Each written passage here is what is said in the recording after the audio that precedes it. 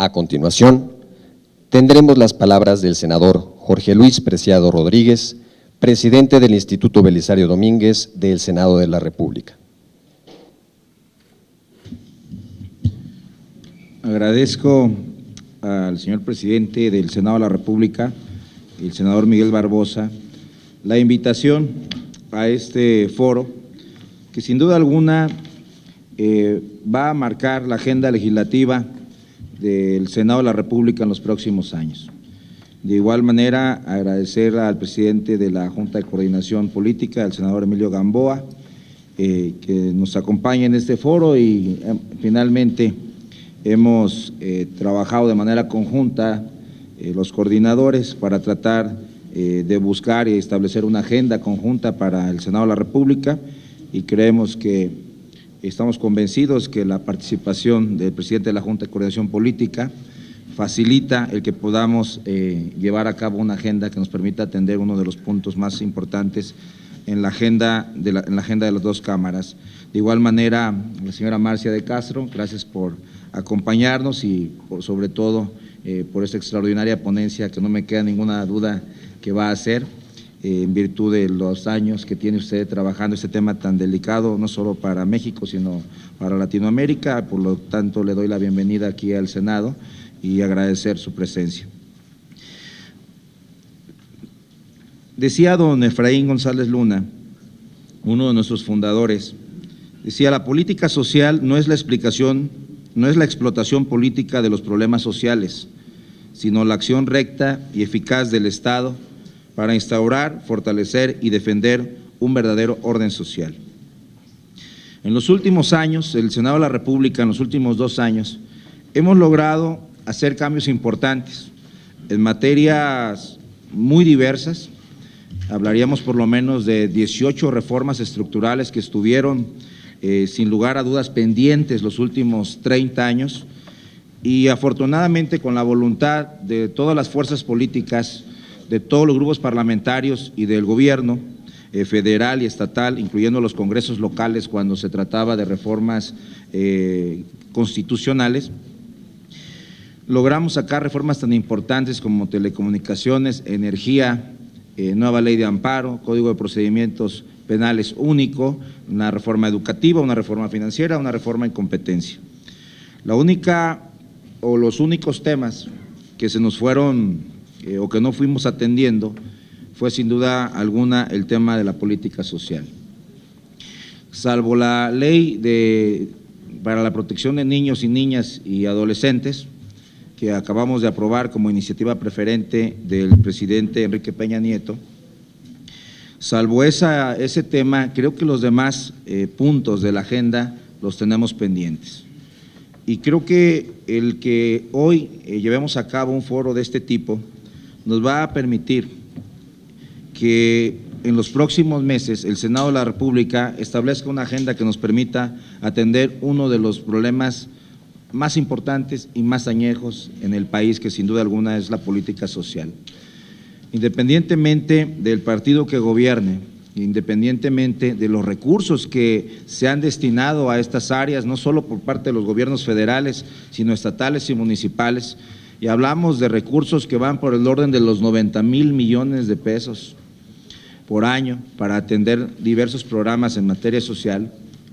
A pesar de eso, en los últimos 50 años no ha habido una gran movilidad social en nuestro país. Lamentablemente, hay que decirlo, seguimos con rezagos muy importantes que lamentablemente no permite que la capilaridad social pueda ascender, es decir, el promedio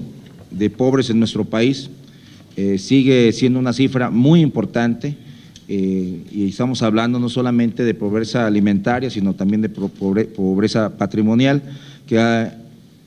cifras más, cifras menos, estamos alrededor de los 50 millones de personas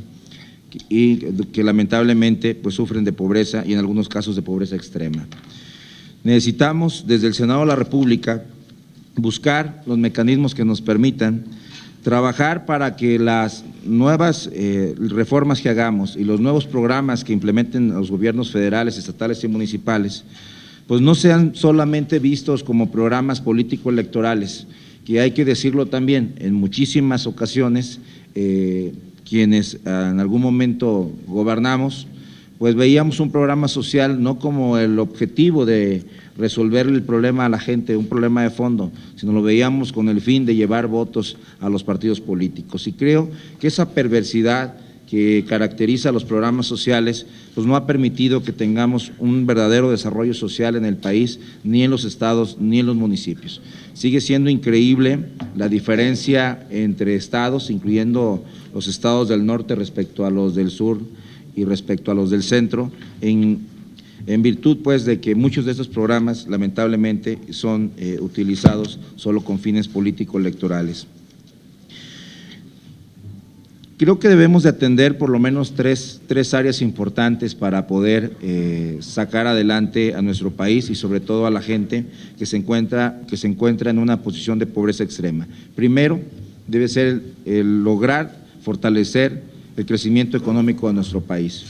Creo que con las reformas que ya aprobamos, el gobierno federal tiene las herramientas suficientes para que podamos crecer por lo menos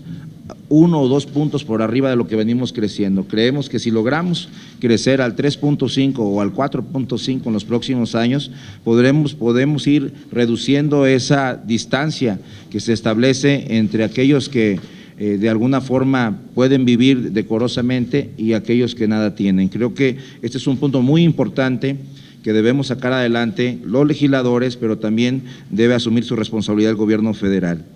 En segundo lugar, y obviamente creo y estoy convencido que esto pasa por hacer una verdadera reforma fiscal que no sea tan dañina para la gente y donde obviamente pues pague más quien pueda pagar más, pero que también no afecte a la gente que menos tiene y por supuesto que no afecte a quienes están generando empleos. El segundo tema y no menos importante que debemos de atender es el tema de la seguridad pública. Lamentablemente, ante la falta de oportunidades y ante la falta de empleo, de trabajo, de crecimiento, de movilidad social, muchas personas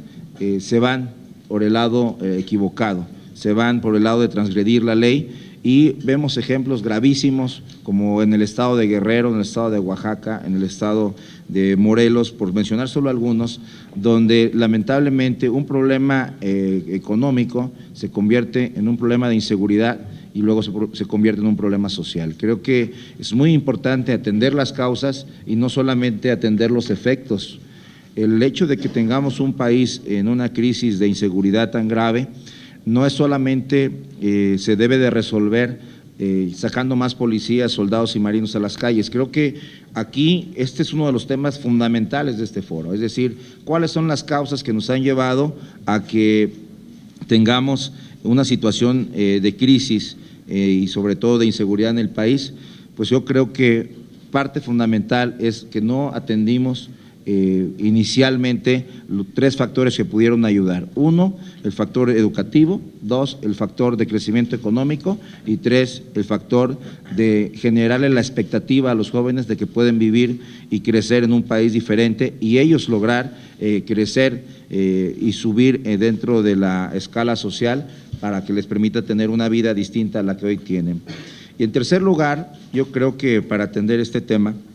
creo que lo fundamental que debemos de lograr es generar un sistema nacional anticorrupción que nos permita devolverle la confianza al ciudadano que hoy se tiene perdida. Decía don Manuel Cloutier Maquio que la confianza es algo que se va ganando en abonos, pero se pierde de contado. Y yo creo que las instituciones en general hemos perdido la confianza de los ciudadanos. Más allá de que haya 1 o 2 o muchos responsables por casos tan graves como el de Ayotzinapa, yo creo que la gente ya no nos cree, no está creyendo en lo que están diciendo las instituciones del país y ya no focalizan su enojo hacia una sola parte, hacia el gobierno federal o hacia el gobierno estatal o municipal, sino ven al Estado como responsable de lo que está sucediendo en las calles. Creo que este es un tema fundamental. Si no logramos articular un sistema nacional anticorrupción que en primer lugar vigile los programas sociales, que vea que no van a ser utilizados político y electoralmente. Y eso pasa por dos decisiones que va a tomar el Senado en los próximos días. Uno, nombrar al fiscal anticorrupción, que debe ser un agente muy proba y que además debe ser cuestionado cuando comparezca al Senado, qué haría en los casos de corrupción tan mencionados en los últimos días, desde la residencia del presidente de la República hasta casos como la licitación del tren de la carretera, del tren de la Ciudad de México a la ciudad de Querétaro. Creo que quien comparezca al Senado nos debe dar una respuesta convincente, qué haría por lo menos en estos dos casos, porque obviamente el tema de la corrupción es el primer tema que debemos salvar para poder ganarnos la confianza del ciudadano. En segundo lugar, y el segundo nombramiento, sin duda alguna, es del fiscal especial en materia de delitos electorales. Si vamos a ver y vamos a pedir que los programas sociales no sean utilizados con fines electorales, debe de pasar este fiscal un tamiz especial por parte del Senado que nos permita de alguna manera garantizarle a los ciudadanos que estos programas no van a ser utilizados con fines político-electorales. Y pongo un caso que es uno de los casos más graves que creo que podemos enfrentar el próximo año, que es el reparto de 14 millones de televisiones para hacer el cambio digital en nuestro país. Si ese reparto se hace con un fin político electoral, se va a distorsionar todo el programa y más allá de llevarle un beneficio a la gente, lo que estamos haciendo es un intercambio de bienes por votos y creo que sería un tema muy delicado. Por lo tanto, en la agenda del Partido Acción Nacional tenemos dos prioridades: crear el Sistema Nacional Anticorrupción, lograr que la Auditoría Superior tenga mayores facultades, que tenga facultades ex ante, es decir, que pueda revisar antes de que se aplique el gasto, que tenga facultades concomitantes durante el gasto y que tenga facultades ex post, que es una vez que se ejerció el gasto, y que tenga facultades para auditar no solamente el gasto del gobierno federal, sino que pueda revisar casos en los estados y casos en los municipios. En segundo lugar, la Fiscalía Especializada en Materia de Anticorrupción debe tener mayores facultades, no solo para sanciones administrativas, sino para sanciones penales. Y, por supuesto, una modificación al Código Penal Federal, porque al día de hoy nadie que haya estado en un acto de corrupción está en la cárcel en virtud de que el delito de corrupción no existe en el Código Penal. Entonces, creo que tenemos una tarea pendiente en el Senado y en la Cámara de Diputados, y creo que si atendemos estos tres factores nos van a permitir lograr una mayor movilidad social: crecimiento económico, seguridad pública y, por supuesto, credibilidad con un sistema nacional de anticorrupción y con un fiscal que nos dé garantías de que todos los casos de corrupción van a ser investigados independientemente de qué partido político sea al que pertenezca quien los haga. Muchísimas gracias.